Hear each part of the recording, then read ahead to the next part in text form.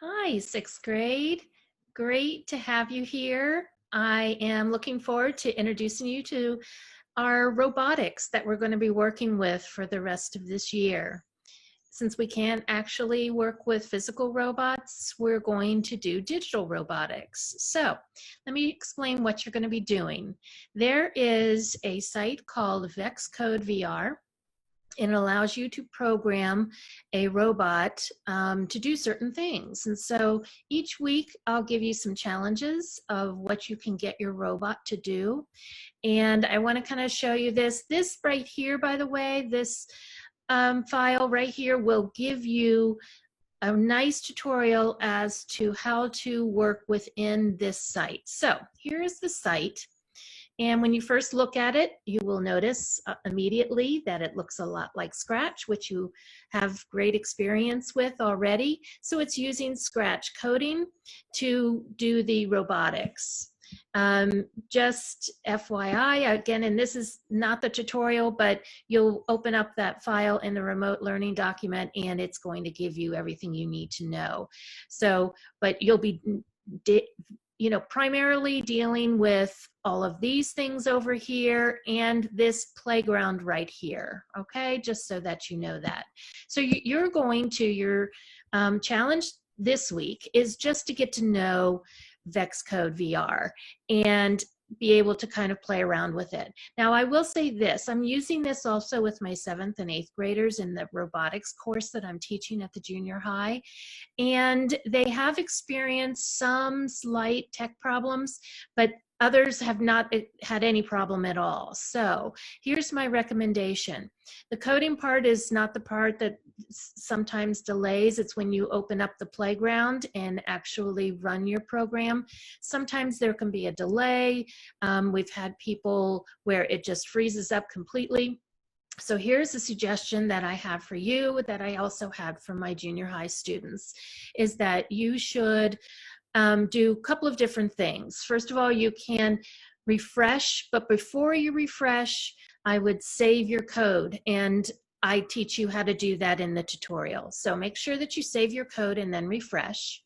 The other thing that you can do is move to another part of your house. Sometimes I'm thinking it's a Wi-Fi issue. I had the same problem at my house. It comes and it goes.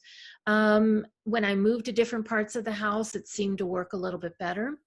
And then the third thing that you can do is just wait. Sometimes there's some lags and it could be based on who else is on and all those kinds of things. So I wanted to give you that heads up, that don't be discouraged if for some reason that you're having some problems. Just kind of be patient but I really want to see what you do. So I'm giving you two options. The best option, that if you can get it to work, is to do a screen recording and then put it into the Google Classroom that is linked right here. Now, if you have not jumped into our Google Classroom, here's the code, and that assignment will also live in Google Classroom so that you can just upload your video to that. The second best thing that you can do, if for some reason the playground is not working, is just do a screenshot of your code, just so that I can see what you have tried to create in VexCode VR. So I think that that's it for now. I think you'll have fun with this. Again, my junior high students are having a great time with it, so I'm hoping that you'll enjoy doing it also. All right, I think that's all for now. So please let me know if you have any questions, if you want to do a quick Zoom chat, if you're having some problems, please don't hesitate to do that. All right, stay well, everyone. Talk to you later. Bye. Hi, everyone. This is Mrs. Saxton. I just wanted to show you the platform that we're going to be using for the rest of this quarter, maybe if we're still out. But we have lots of different projects that we can do with this site called VexCode VR, and it is going to be our alternative to being able to work with real robots. And I wanted to show you what was on this site. Again, you'll want to get really comfortable with it because we'll be using it quite a bit over the next few weeks. So first thing, when you first get into the site, first of all, there's no login required. So, and I'll show you how to save your projects and things like that in just a minute. But You will obviously notice right away that it looks very familiar, at least on the left-hand side of the screen. It uses scratch coding tools to be able to move your robot around. And so you probably will be very familiar with this if you've used Scratch or any kind of block coding. And I just wanted to kind of go through this with you real quickly. Drivetrain meaning it's more or less the robot moving forward, turning, and things like that. That's in the royal blue. Magnet, we won't deal with a whole lot, but you just know that it's there. On the looks part of it, this is going to be kind of, I think it's 2 or 3 projects in, you'll be using something called a pen on your robot, and that's how you will activate your pen to actually do drawing. In the control section, there's wait, repeat, if statements, until, you might use those. And you'll notice that the rest of these are things that go into other, you'll see that they don't really connect except for reset timer. The rest of these kind of get embedded in other blocks. So you'll notice that they're rounded or they have pointed arrows at the end, okay? And then variables here, and you can even make your own block, all right? So let me cancel that. So that's kind of all of the different codes that you will be using. If you go down here, you'll notice that you can collapse this and it kind of goes away, gives you a bigger space to work with. So I'm going to open that back up. All right, so how does this work exactly? You will be, and I'll show you, I'll build a really simple, I'll build something really simple here. I'm going to use this block. One thing I need to let you know is that every block on this grid that you're going to see in just a second is 200 millimeters. So just think of every time you move, it's going to be 200 millimeters. So let's say that I want the robot, to actually move, let's say 3 blocks. So I set it to 600, and then he will drive forward 3 blocks. All right. Now, when I'm talking about this robot, let me show you where I'm getting this from. And if you go up here to Playground, you open that up, and what it's going to do is it's going to load, it automatically loads up a grid map, but there's lots of different types of maps that you can use. Art canvas, disc, wall, number grid, disc transport, and castle crasher. All that will make sense when the projects come to you starting later on this week. I just want you to get familiar with it though, so that you can kind of get a feel for what it does. Now, what I like about this is that this can move around, so you can watch your code that's above. And if I expand it, you will see here is the robot down here that you're going to be working with. And what I like to do is I like to get a little bit different view. So over here are the different views that you have. Right now it is set to the top. It defaults to that. It's set to this one right here. And what this one is showing is from the top with the different parameters listed right here. And as it moves, these numbers will change.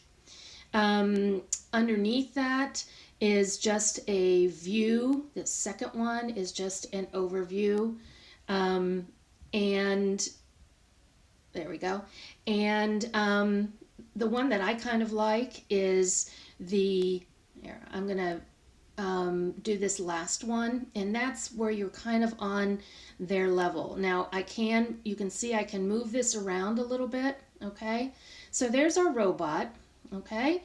And so when I come over here to the play button, or you can go up here to the start button, it will drive the robot. Now I've coded it to drive 3 blocks, so I'm just going to move it over just a little bit so that we can see it happening, and I'm going to hit play, and there we go, 1, 2, 3, and it stopped. All right, so now let's say that I am in the middle of this project and I get called away and I'm not able to complete it, but I want to continue it on. I'm going to close this, and up here you go to the File button and you tap that, and you would select Save to your device, this fourth choice right here. Save it to your device, and then it's going to say, do you want to download it? And I say yes, I want to download it. Now you'll notice that the arrow comes up here. That means it's downloaded onto my project, okay, onto my device. All right, so I'm going to get rid of this. Oh, and by the way, this is how you get rid of blocks. You just swipe them back over. Now, let's say you've come back to your project after being away and you want to load up your project again. So you'll come back over here to File, and you'll select the second option, Load from your device. All right. Sorry, I guess I did not save that. Okay, and so I go to my photo library. Oh, actually, I'm sorry. Let's see if it's doing this. Okay, it did it twice. All right, so let me go back here. Oops. And load from my device. I'm going to go to Browse. And you'll see that if I go to Recents, you'll see those are the 2 that I saved. This is the first one, this is the second one. So I'm just going to open up this one right here, and you'll notice that it loads it right where I left off. All right, so that's how you load things. And one other thing I wanted to show you is this right here. You can actually name it, your project. So when we start getting assignments, you'll probably want to name your different projects just so that you have some way of telling what project is what. So I'm just going to name this one Test, and now whenever I call this one up, it will be Test. All right. I think that's all for now.